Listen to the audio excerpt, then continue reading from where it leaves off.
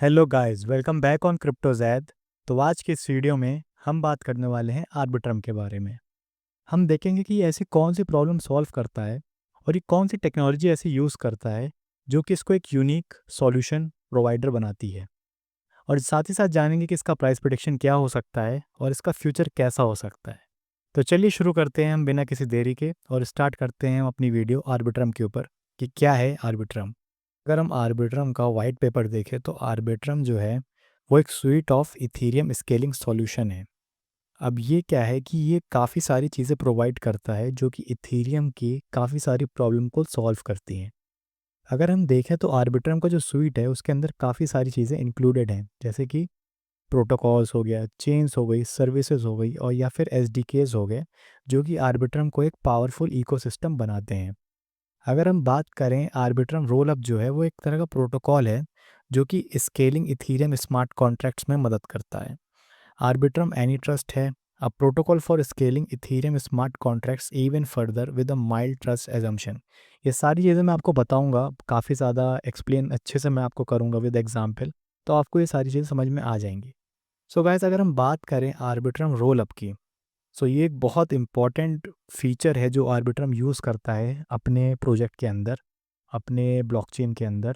तो गाइस, अगर हम इस आर्टिकल को देखें और यहाँ पे अगर हम समझें कि रोल अप क्या होता है, तो बेसिकली इन शॉर्ट अगर हम कहें तो ब्लॉकचेन रोल अप्स वो होते हैं जो कि लेयर टू स्केलिंग सॉल्यूशन होते हैं, जो कि क्या काम करते हैं कि इंक्रीज कर देते हैं ट्रांजैक्शन पर सेकेंड इथीरियम के ऊपर विदाउट इंक्रीजिंग गैस फीस। मतलब बिना गैस फीस इंक्रीज हुए आपके ट्रांजैक्शन को ही इंक्रीज कर सकते हैं, जिसको हम कहते हैं rolling up multiple of chain transaction into one. यानी काफ़ी सारी जितनी भी ट्रांजैक्शन होती हैं उन सबको एक बंडल बना के उसको एक यूनिट बना देते हैं, जिससे कि क्या होता है कि गैस फीस जो है वो बढ़ जाती है काफ़ी लोगों में जितनी भी ट्रांजैक्शन होती हैं। तो उससे ये होता है कि जो ट्रांजैक्शन फीस है वो काफ़ी ज़्यादा कम हो जाती हैं इथेरियम ब्लॉकचेन के ऊपर। सो गाइस, अगर हम देखें तो जो रोल अप है वो दो तरीके के होते हैं। नंबर वन होता है ऑप्टिमिस्टिक रोल अप और नंबर टू होता है जी के यानी कि ज़ीरो नॉलेज रोल अप। अगर हम इसको और डीप डाइव मारें तो ये चीज़ आई कहाँ से। सो किसी भी ब्लॉकचेन के लिए तीन चीज़ें होना सबसे ज़्यादा ज़रूरी होता है। नंबर वन होता है उसका डिसेंट्रलाइज्ड होना, जो कि सिस्टम डिसेंट्रलाइज का मतलब होता है कि कोई भी सिस्टम जो है वो फुल्ली कंट्रोल नहीं होता बाय वन अथॉरिटी। मतलब कोई भी सेंट्रल अथॉरिटी उसको कंट्रोल नहीं कर सकती। वो एक कम्युनिटी ड्रिवन होता है, एक गवर्नेंस बेस्ड मॉडल होता है जिसको डिसेंट्रलाइजेशन कहा जाता है। ठीक है। और नंबर टू होता है सिक्योर। वो ब्लॉकचेन वो कितनी सिक्योर है, कितनी प्रोटेक्टेड है वल्नरेबिलिटीज से, जैसे कि साइबर अटैक, जैसे कि मैंने आपको पहले वीडियो में बताया था साइबर अटैक कैसे होता है। 51% अटैक्स, एड लिंक्स, ये सारे जितने भी अटैक्स होते हैं उससे कितनी ज़्यादा सिक्योर है वो ब्लॉकचेन। और नंबर थ्री होता है स्केलेबल। वो ब्लॉकचेन कितनी ज़्यादा स्केलेबल है जो कि बिना सेक्रीफाइसिंग स्पीड या फिर रनिंग कॉस्ट के वो स्केल करती रहे। अब ये जो ब्लॉकचेन ट्रिलेमा है ये स्टेट करता है, मैंने कि आपको बताया कि डिसेंट्रलाइजेशन हो गया, स्केलेबल हो, स्केलेबिलिटी हो गया, सिक्योरिटी हो गई। तो इथीरियम में जो है प्रॉब्लम आती है कहाँ पे, स्केलेबिलिटी में। अगर हम इथीरियम की बात करें तो इथीरियम जो है वो 15 ट्रांजैक्शन पर सेकेंड कर सकता है। अगर काफ़ी ज़्यादा ट्रैफिक हो जाता है इथीरियम पे तो इथीरियम की जो गैस फीस है वो बहुत ज़्यादा बढ़ जाती है। मान लो कि अगर इथीरियम पे 20 ट्रांजैक्शन पर सेकंड हो रही है और ट्रैफिक बहुत ज़्यादा आ गया तो इथीरियम की फ़ीस बहुत ज़्यादा शूट अप कर जाती है, जिससे कि लोगों को काफ़ी ज़्यादा प्रॉब्लम होती है इथीरियम के ऊपर ट्रांजैक्शन करने में। अब जैसे जैसे इथीरियम पॉपुलैरिटी गेन कर रहा है तो नंबर ऑफ़ ट्रांजैक्शन रिक्वेस्ट भी काफ़ी ज़्यादा इंक्रीज़ हो रही है, जिससे कि गैस प्राइस भी इंक्रीज़ होता है। अब इथीरियम एक मॉडल यूज़ करता है जिसका नाम होता है जंप द क्यू। मतलब कि अगर आप ज़्यादा फीस पे करोगे तो आपकी ट्रांजैक्शन पहले कंप्लीट हो जाएगी, जिससे कि क्या होता है कि avoid long transaction wait time. मतलब कि आपको ज़्यादा वेट नहीं करना पड़ेगा ट्रांजैक्शन के लिए। ये एक सिंपल तरह का एग्जांपल है, आप लोगों ने देखा होगा कि जब भी आप कहीं जाते हो जहाँ पे एक नॉर्मल लोगों की लाइन लगी रहती है और अगर कोई वीआईपी आता है या फिर कोई एक ऐसा बंदा आता है जो कि ज़्यादा पे कर देता है तो उसको उस लाइन में जाने की ज़रूरत नहीं पड़ती है। सो यही चीज़ जो है इथीरियम पे फॉलो होती है कि अगर आप ज़्यादा पे कर रहे हो तो आपकी ट्रांजैक्शन जो है वो सबसे पहले कंप्लीट हो जाएगी। ठीक है। अब जो रोल अप होता है अब जो रोल अप होता है वो क्या करता है कि सॉल्व करता है इस ट्रेलेमा प्रॉब्लम को। इसमें क्या होता है कि रोल अप, अगर आप देखो तो इथीरियम इथीरियम एक चेन है, ठीक है, जिसको हम कहते हैं लेयर 1 ब्लॉक चेन। अब आर्बिट्रम जो है वो लेयर 2 ब्लॉक चेन होती है। अब मान लो कि ये L1 ब्लॉक चेन जो है ये इथीरियम है, ठीक है, और लेयर 2 है ये आर्बिट्रम है।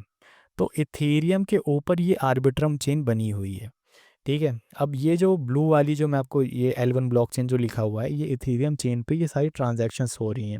ये इतने भी बॉक्सेस हैं, ये सब ट्रांजैक्शंस हो रही हैं। तो जैसे कि मैंने आपको बताया कि इस पर प्रॉब्लम हो जाती है कि अगर ज़्यादा ट्रांजैक्शन आ जाए तो फीस बहुत ज़्यादा हाई हो जाती है। तो उसी चीज़ को सॉल्व करता है ये रोल अप। अब ये क्या करता है कि यहाँ से ट्रांजैक्शन को बंडल कर देता है, यहाँ से ट्रांजैक्शन को ऑफ चेन कर देता है। ऑफ चेन का मतलब कि इथीरियम से निकाल के ये चले जाता है L2 में, यानी कि आर्बिट्रम चेन में चला जाता है, जहाँ पे रोल अप अपना काम करता है। वहाँ पे क्या करता है कि bundle of transaction aggregated of chain, मतलब कि जितनी भी ट्रांजैक्शन होती है उन सबको बंडल कर देता है, मतलब एक यूनिट में बना कर देता है। उससे कि क्या होता है कि जितनी भी फीस होती है इथीरियम की, गैस फीस जो होती है वो बहुत ज़्यादा कम हो जाती है। और फिर उस बंडल को बंडल अप करने के बाद वो वापस भेज देता है L1 यानी कि इथीरियम ब्लॉकचेन के ऊपर। सो गाइज ये जो होता है ये थोड़ा सा आपको एक आइडिया मिल गया होगा कि रोल अप आखिर काम कैसे करता है। सो जैसा कि मैंने आपको बताया कि रोल अप जो है वो L2 सॉल्यूशन होता है, जो कि एम करता है कि इथीरियम की जितनी भी स्केलिंग वाली जो प्रॉब्लम है वो सॉल्व कर सके। और L2 chain that process transaction off chain and then bundles compress and post them to an L1, जैसे कि मैंने आपको बताया कि L1 यानी कि इथीरियम की जो चेन है उसमें से ट्रांजैक्शन को ऑफ चेन ले जाता है, मतलब जितनी भी ट्रांजैक्शन उस पर हो रही होती है उसको ऑफ चेन ले जाके अपनी चेन पे लाके यानी कि L2 चेन पे लाके उसको बंडल अप करके वापस इथीरियम की चेन पे भेज देता है। जिससे कि क्या होता है कि गैस फीस जो है वो डिस्ट्रीब्यूट हो जाती है across all people sending transaction in the transaction roll up. अब इससे ये फ़ायदा होता है कि बहुत ज़्यादा कम आपकी गैस फीस इसमें लगती है। अगर हम देखें तो रोल अप जो है दो तरीके के होते हैं, ऑप्टिमिस्टिक रोल अप और ज़ीरो नॉलेज रोल अप। अगर हम ऑप्टिमिस्टिक रोल अप की बात करें तो ये वो रोल अप है जो कि आर्बिट्रम जो है सपोर्ट करता है। अब ऑप्टिमिस्टिक ब्लॉकचेन रोलअप होता क्या है, इसमें ये माना जाता है कि जितनी भी ट्रांजैक्शन एग्जीक्यूट हो रही हैं लेयर 2 के ऊपर वो सारी वैलिड हैं। लेयर 2 से मतलब है मेरा आर्बिट्रम ब्लॉकचेन के ऊपर वो सारी वैलिड हैं बाय डिफ़ॉल्ट। वो तभी चैलेंज की जा सकती हैं कि अगर कोई मेंबर उसका या फिर कोई भी उसका जो पार्टिसिपेंट है उसमें उठ के वो बोले कि ये ट्रांजैक्शन इनवैलिड है, तो उसको सबमिट करना होता है fraud proof. If a batch of transaction is invalid, the fraud proof is accepted. So guys, zero knowledge blockchain rollup क्या होता है?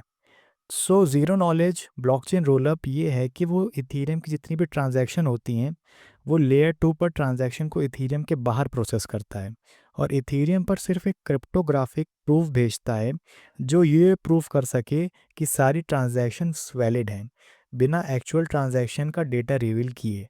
सो गाइस, उम्मीद है आप सबको मज़ा आ रहा होगा इस वीडियो में। और अगर आपको ये वीडियो अच्छी लग रही है तो इसको लाइक कर दीजिए और सब्सक्राइब कर दीजिए। अब बढ़ते हैं हम हमारे नेक्स्ट टॉपिक की तरफ जो कि आर्बिट्रम प्रोवाइड करता है।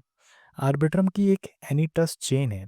अब ये एनी ट्रस्ट चेन क्या होती है, अगर हम उसको पढ़ें तो ये रोलअप से काफ़ी ज़्यादा मिलती जुलती है, लेकिन इसका थोड़ा सा डिफरेंस होता है रोलअप से। अगर हम देखें तो रोलअप में जहाँ सारा डेटा जो है वो पोस्टेड किया जाता है लेयर 1 यानी कि इथीरियम ब्लॉकचेन के ऊपर उसको बंडल करने के बाद। लेकिन वहीं जो एनी ट्रस्ट क्या करता है, एनी ट्रस्ट जो है डेटा को मैनेज करता है of chain. In case of a challenge, मतलब अगर कोई भी उस ट्रांजैक्शन को चैलेंज करता है तो एनी ट्रस्ट जो है वो रिवर्ट कर देता है रोल अप मोड में। ये बहुत एक अच्छा फीचर है आर्बिट्रम का। गाइस, अगर हम एनी ट्रस्ट चेन को देखें तो एनी ट्रस्ट चेन जो है आर्बिट्रम की ये एक बहुत एक्सेलेंट फीचर प्रोवाइड करती है। अब अगर हम देखें तो रोल अप का जो डेटा है वो पोस्टेड किया जाता है L1 यानी कि इथीरियम ब्लॉकचेन के ऊपर। उसको बंडल और वैलिडेट करने के बाद उसको वापस भेजा जाता है ताकि सिक्योरिटी में कोई उसका कॉम्प्रोमाइज़ ना किया जा सके। वहीं जो एनी ट्रस्ट चेन है वो क्या करती है कि डेटा को मैनेज करती है ऑफ चेन। अगर मान लो कि किसी ट्रांजैक्शन पर चैलेंज आता है कि अगर कोई चैलेंज करता है कि ट्रांजैक्शन इनवैलिड है तो एनी ट्रस्ट जो है, एनी ट्रस्ट चेन जो है वो रिवर्ट बैक कर जाती है रोल अप मोड में। जैसे कि आप यहाँ देख सकते हो कि वो रिवर्ट बैक कर जाती है रोल अप मोड में। इससे कि क्या होता है कि सिक्योरिटी एजम्पशन है जो है एनी चेन के अंदर वो अगर सिर्फ 2 लोग भी कमेटी के अंदर ऑनेस्ट है ना, तब भी वो काम करेगा। सो गाइस, अगर हम एनी ट्रस्ट चेन को अगर एक एग्जांपल से समझते हैं तो मुझे लगता है कि हमको एक और अच्छी क्लैरिटी मिलेगी कि एनी ट्रस्ट चेन आखिर काम कैसे करता है। अब मान लो कि क्लासरूम में टीचर है, ठीक है। वो क्या करती है कि बच्चों के होमवर्क चेक करती है। अब जब टीचर बच्चों के होमवर्क जब चेक करेगी, तो उसकी जो रिलायबिलिटी है वो बहुत ज़्यादा रहती है, मतलब काफ़ी ज़्यादा एक्यूरेसी से वो चेक होगा। बिल्कुल भी क्या कहते हैं कि एरर होने का चांस बिल्कुल भी नहीं है, 0% चांसेस है कि वो कुछ ऐसा मतलब कुछ गलती कर सकती है या फिर कुछ भी ऐसा कर सकती है।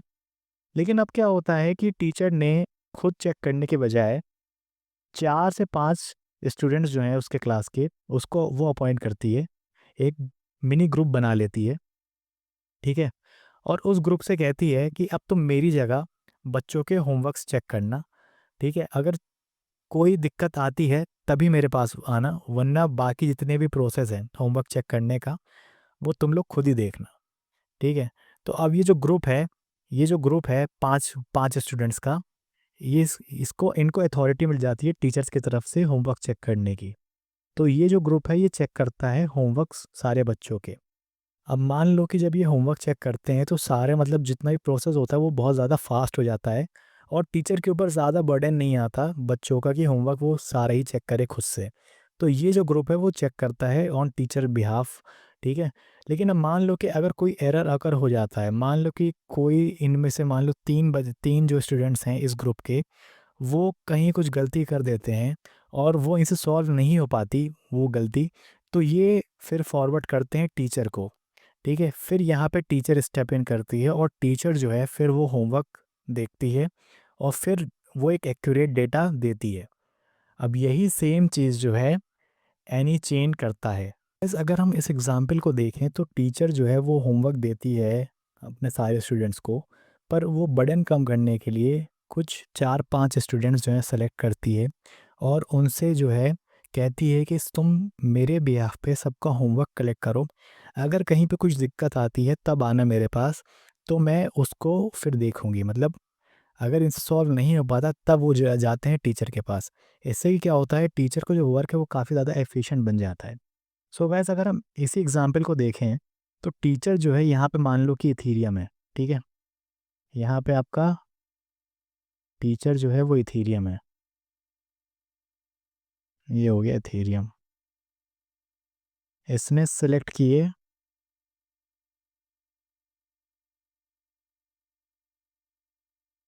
5 स्टूडेंट्स जो कि इसके बिहाफ पे ट्रांजैक्शंस को वैलिडेट या फिर चेक करेंगे, ठीक है।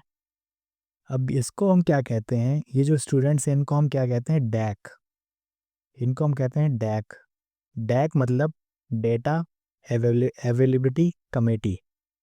ये चेक करते हैं सारे ये चेक करते हैं सारे ट्रांजैक्शंस। अगर इनमें कुछ गड़बड़ी होती है या फिर कुछ भी फ्रॉड होता है, तब ये जाते हैं हायर अथॉरिटी यानी इथेरियम पर फॉर सिक्योरिटी, ठीक है। इससे क्या होता है कि प्रोसेस काफ़ी ज़्यादा स्मूथ और एफिशिएंट हो जाता है। गाइस, ये था एक ओवरव्यू की आर्बिट्रम चेन जो है वो कैसे काम करती है और कैसे एक मेजर प्रॉब्लम सॉल्व कर रही है इथेरियम की। सो गाइस, अगर हम आर्बिट्रम का प्राइस प्रिडिक्शन की अब बात करें तो आर्बिट्रम का जो प्राइस है वो चल रहा है $0.1 के आसपास। इसका मार्केट कैप है $1 बिलियन, और इसका अगर हम टोटल सप्लाई देखें तो वो चल रही है 10 बिलियन आर्बिट्रम की। इसकी जो सर्कुलेटिंग में सप्लाई है वो करीब है 5.71 बिलियन आर्बिट्रम।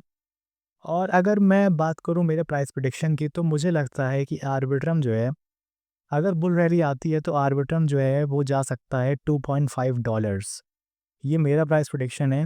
हाँ, ये कोई फाइनेंशियल एडवाइस नहीं है। आप इन्वेस्ट करने से पहले ज़रूर अपनी रिसर्च करिए, तभी आप इन्वेस्ट करिए। सो गाइज़, ये था मेरा आर्बिट्रम के ऊपर एक वीडियो। उम्मीद है आप सबको पसंद आया होगा और समझ में आया होगा कि आर्बिट्रम आखिर कैसे काम करता है। सो गाइज़, मिलते हैं नेक्स्ट वीडियो में, तब तक के लिए क्रिप्टोजैज़ साइनिंग ऑफ।